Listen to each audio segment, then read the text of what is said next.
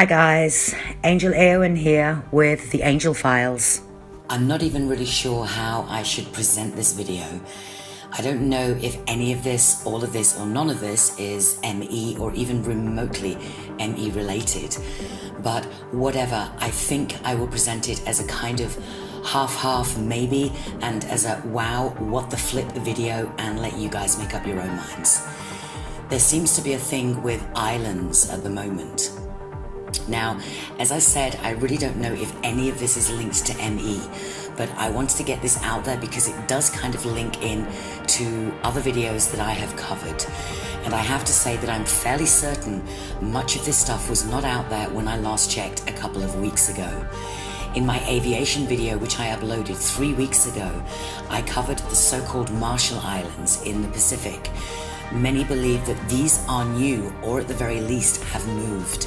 In any case, there is a lot of speculation about this one. Go check out my aviation video at 13 minutes 24 seconds for more details on the Marshall Islands. There is some debate about these kinds of things being part of the term Mandela effect because, by definition, this may not qualify.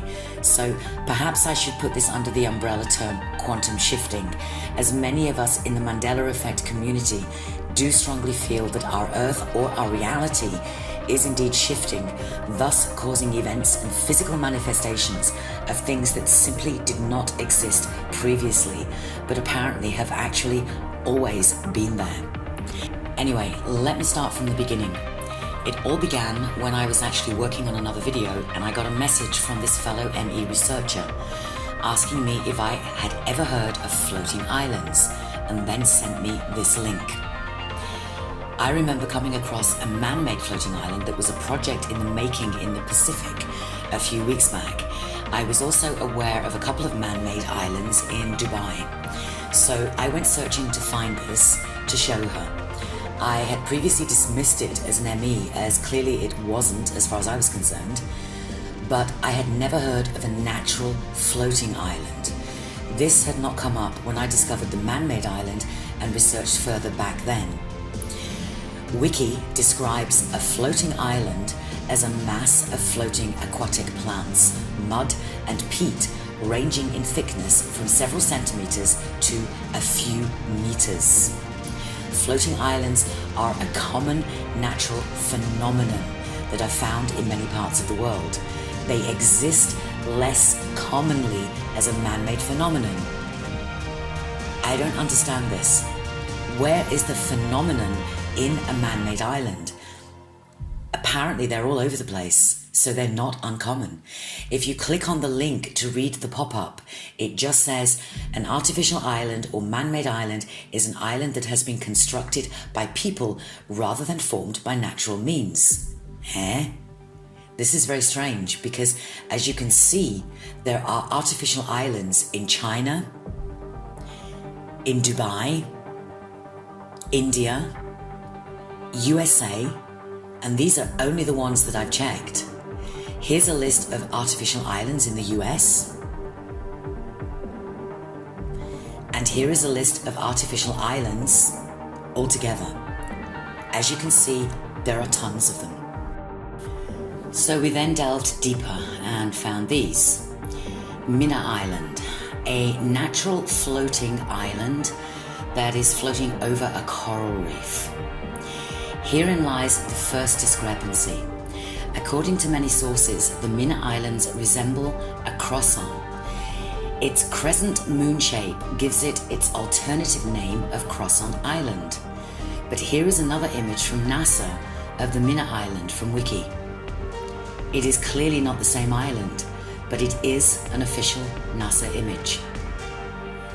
I then found the one that I was looking for to show my fellow researcher, the plans to build a floating city called a seastead in the Pacific.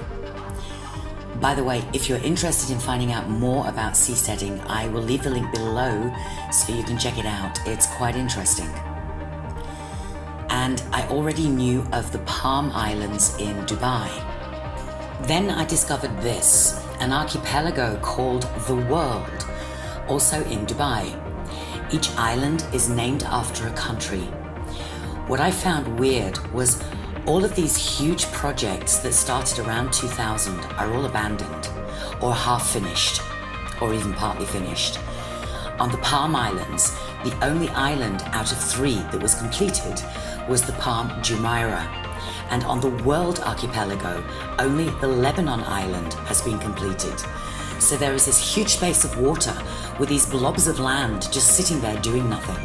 Yet they talk about starting other projects. There are many projects of floating cities being discussed right now, already in the plans, designs are done. There is one in the Netherlands, there's one in Beirut. In fact, they're all over the place. Another stalled development is the Khazar Islands in Baku. At this point, more and more artificial islands seemed to be appearing, and I was kind of moving into mad scientist mode. Durrat AL Bahrain, Persian Gulf, Anwaj Islands, Bahrain, Peberholm, Denmark. This one came up in my bridges video. It's an artificial island built to hold the tunnel that goes underwater. And when you go in at Denmark. But when you come out on the other side, you're in Sweden. These are just a few. If you want to see more, just take a look at the list of artificial islands. I have provided the link below. We also found other examples of natural floating islands. This one is near Okinawa Island in Japan, and it's a natural floating island. According to the article, this island has shifted 3,200 kilometers from its original location near New Guinea over the course of around 48 million years, and to this day continues to move approximately 5 centimeters a year towards Okinawa Island. Granted, it's slow moving, but I had just never heard of any island being documented like this. Is this the only island known to be shifting? So I decided to check it out in Wiki to see what it says. Of course, in the Wiki article, there is no documentation of the island shifting. The second thing I did was to search for other moving islands. Well, that's when I slid further down into the rabbit hole. Things started to get really trippy, and to our disbelief, we started to find reports on islands appearing overnight.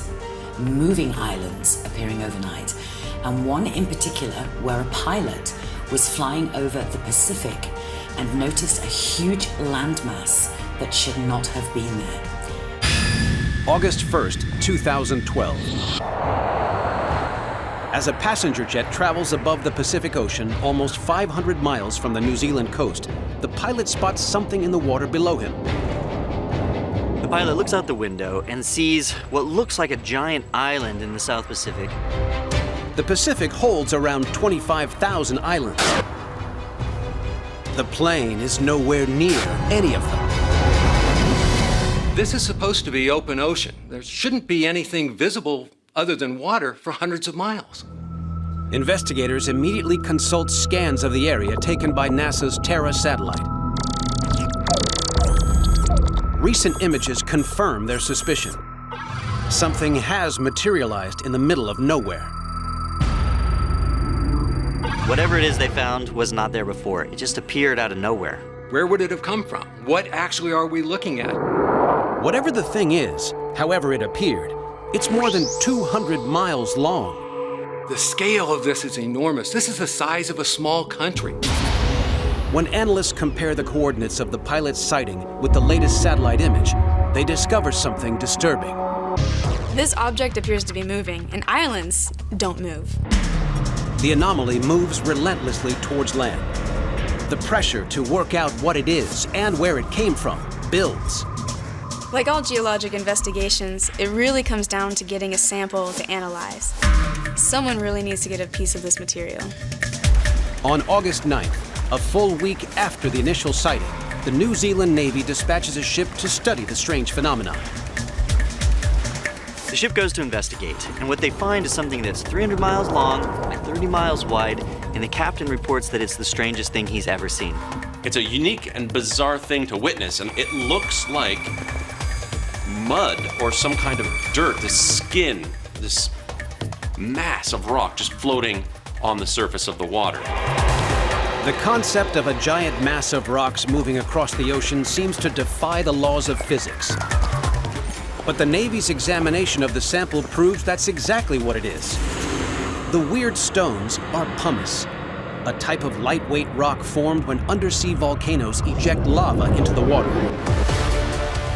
When pumice is formed, the volcanic eruption injects a lot of gas bubbles into the lava, and they get trapped inside the rock, becomes buoyant, and floats to the surface. The giant anomaly is in fact billions and billions of individual pumice stones floating across the ocean like a country-sized raft. If there's enough pumice all gathered in one spot, it can look like a solid island, but it's not. Horror film director Sergio Newspiller is investigating reports of paranormal activity around a mysterious eye deep in an Argentinian swamp. As you can see, it's a perfect formation. He has finally reached the eye-shaped piece of swamp. He discovers that it's moving. It's very weird how this island moves. Satellite image analysis confirms Newspiller's discovery. As I go through the historical imagery, I can actually watch it move as if it's following a pattern around the lake. The historical images show the eye has been here and moving for 20 years. Every day, the island was in a different position. I believe there's something that's actually pulling the island around the lake. Methane gas is produced by decomposing organic material and is lighter than air. Part of this gas might be one of the things that helps this island to float. Floating islands do exist elsewhere in South America. We do know that up in Peru in Lake Titicaca, there are these unique structures created by the Yuru people. They're actually reeds that are woven together to form islands, and people will actually live on these floating islands in the middle of the lake. But there's a big difference between the islands in Peru and the eye in the middle of the swamp. These floating islands in Peru require regular maintenance so that they can keep their shape, because it will deteriorate over time. But this formation in Argentina, there's really nobody around, so how would it keep its shape over time? Floating island Icacos, Trinidad. In the video, the guy says this is not unusual. The size is unusual. However, looking at this other article, you will see that this particular island is appearing and reappearing. If nature were creating these kinds of islands, wouldn't they be different each time?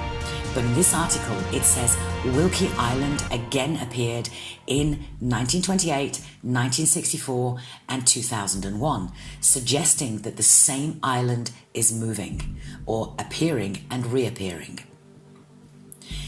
The moving island of Uganda, which appeared in 2015, is being considered a natural wonder. So the question that comes to my mind is, if this is such a regular and normal occurrence, why is it such a wonder? It is even becoming a tourist attraction there.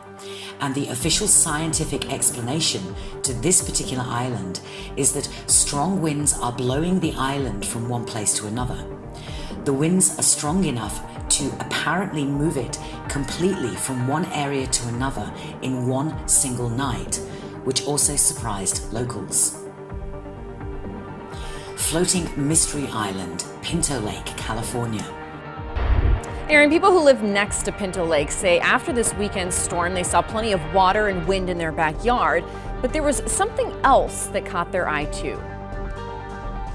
I got up this morning and an island had appeared. I went to go get my camera, came back a couple hours later and it was gone. And this is what Thomas Prey is talking about. A half-acre floating chunk of land moving around Pinto Lake. A viewer captured this video from a helicopter Wednesday afternoon, right about the time Mike Johnston and Heidi Perlmutter spotted the island floating by their home. And I was just amazed because I'd never seen that before, and we lived here for 18 years. Another one in Pakistan. New island appeared overnight in 2013, believed to have been formed by a mud volcano. What is weirder is that it disappeared less than a year later. Even scientists are not entirely sure what these islands are that are suddenly appearing.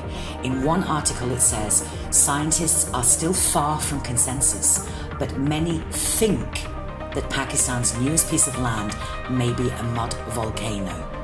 So they think they know what it is, but they really are not sure. Just in case you missed my aviation video, check out this. I did cover these, but they are now called Flairs, floating airports. I swear this was not there. I mean, the images and the airports were there.